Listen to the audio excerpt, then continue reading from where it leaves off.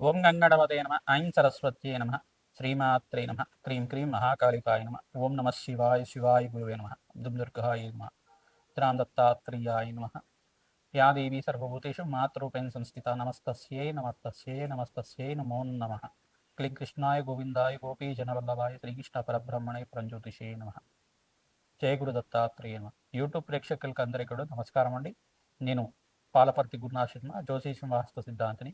మీకంతా కూడా గోచారరీత్యా గ్రహాల యొక్క స్థితిగతి కలయిక, ఖగోళ శాస్త్రంలో గ్రహాల యొక్క ప్రభావం అంతా కూడా ఈ యొక్క గోచార చక్రవశాత్తు మీకంతా కూడా ఎటువంటి ప్రభావం చూపిస్తున్నాయి. గోచార చక్రంలో ప్రధానంగా డిసెంబర్ నెల మాస ఫలితాల్లో భాగంగా మీకంతా కూడా చూసుకుంటే ప్రధానంగా ధనస్సు రాశిలో అంతా కూడా చతుర్గ్రహ కూటమి అంతా కూడా సంభవిస్తుంది.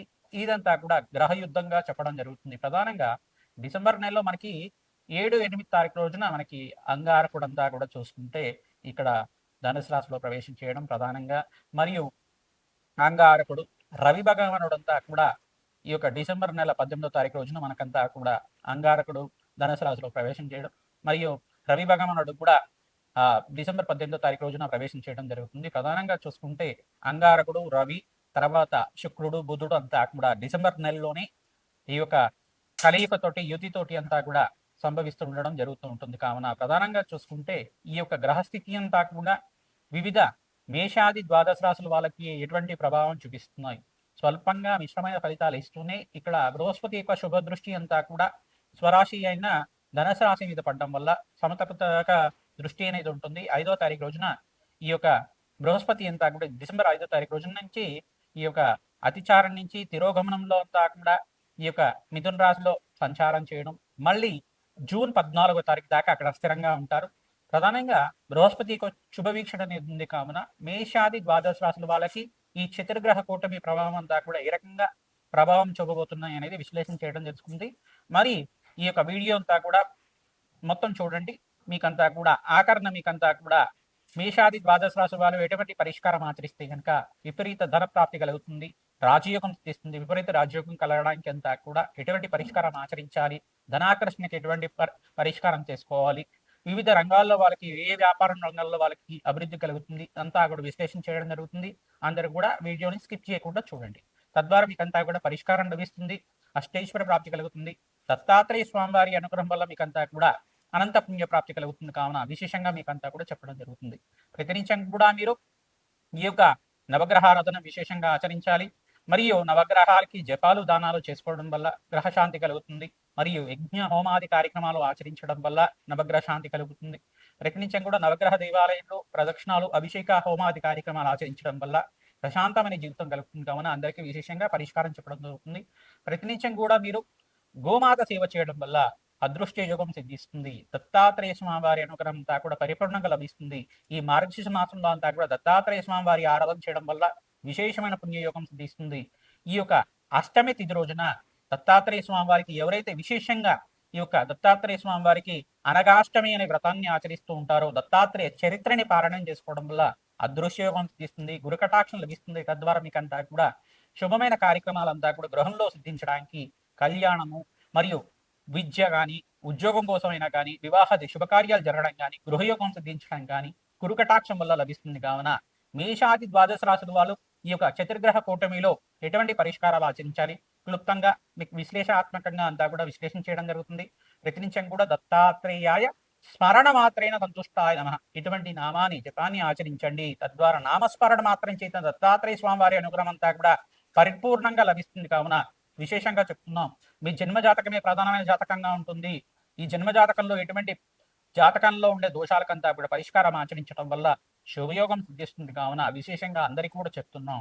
ప్రధానంగా గోచార చక్రం అనేది మనకు గ్రహాల యొక్క స్థితిగతి, కలయిక, వాటి ప్రభావం అంతా కూడా విశ్లేషణ చేస్తుంది. జన్మ జాతకమే ప్రధానమైన జాతకం ఉంటుంది.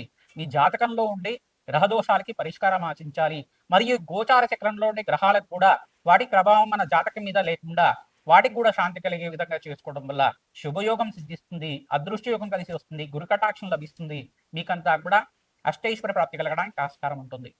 కుంభరాశి జాతకులకి ప్రధానంగా డిసెంబర్ నెల మాస ఫలితాల్లో భాగంగా ఈ యొక్క చతుర్గ్రహ కూటమి అంతా కూడా సంభవిస్తుంది. ధనుసు రాశిలో అంతా కూడా ఇక్కడ చూసుకుంటే ధనుసు రాశిలో అంగారకుడు రవి బుధ శుక్రుడి కలయికతోటి ఈ యొక్క ధనుసు రాశిలో సంభవించడం వల్ల గ్రహ యుద్ధం అనేది సంభవిస్తుంది. ప్రధానంగా ఇక్కడ మిథున రాశిలో బృహస్పతి యొక్క శుభవీక్షణ వల్ల స్వల్పంగా భూషణం కలుగుతుంది. వివాహాది శుభకార్యాల కోసం ప్రయత్నం చేస్తూ ఉంటారు. ప్రధానంగా మీకంతా కూడా దత్తాత్రేయ స్వామి వారి ఆరాధన మీకు మంచి పరిష్కారంగా చెప్పడం జరుగుతుంది. మార్గశిర మాసంలో అష్టమి తిథి రోజున అనగాష్టమి సంభవిస్తుంది. విశేషంగా అనగాష్టమి తిథి రోజున మీరంతా కూడా దత్తాత్రేయ స్వామి వారి ప్రీతికరంగా దత్తాత్రేయ చరిత్రని ఈ యొక్క ద్వాదశి వేళల్లో కూడా దత్తాత్రేయ స్వామి వారి ఆరాధన విశేషంగా చేయడం వల్ల రాజయోగం సిద్ధించడానికి ఆస్కారం ఉంటుంది. అదృష్టి యోగం కలిసి రావడానికి ఆస్కారం ఉంటుంది. ఈ యొక్క గురువారం రోజున దత్తాత్రేయ స్వామి వారికి ప్రీతికరంగా దత్తాత్రేయ కవచాన్ని పారాయణం చేయించండి. దత్తాత్రేయ మూలమంత్ర జప హోమాది కార్యక్రమాలు ఆచరించుకోవడం వల్లకి దత్తాత్రేయ స్వామి వారి సంపూర్ణ అనుగ్రహం కలుగుతుంది. దత్తాత్రేయ స్వామి వారి అనుగ్రహం వల్ల మీకంతా కూడా రాజయోగం సిద్ధిస్తుంది. 18వ తారీఖు 28వ తారీఖు రోజున మీకంతా కూడా మంచి శుభవార్త వినడానికి ఆస్కారం ఉంటుంది.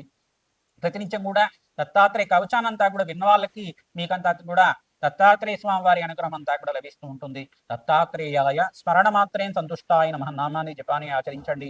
అంగారకుడికి, బృహస్పతికి, శుక్రుడికి, ఈ యొక్క రాహుకి, శని భగవానుడికంతా కూడా ఏలినాటి శని ప్రభావంలో ఉన్నారు కాబట్టి విశేషంగా జపహోమాది కార్యక్రమాలు ఆచరించుకున్న వాళ్ళకి, కుంభరాశి జాతకులకంతా కూడా రాజయోగం సిద్ధించడానికి ఆస్కారం ఉంటుంది. అదృష్ట కాలంగా చెప్పడం జరుగుతుంది. మీకంతా కూడా మాసాంతంలో మంచి శుభవార్త వినడానికి ఆస్కారం ఉంటుంది.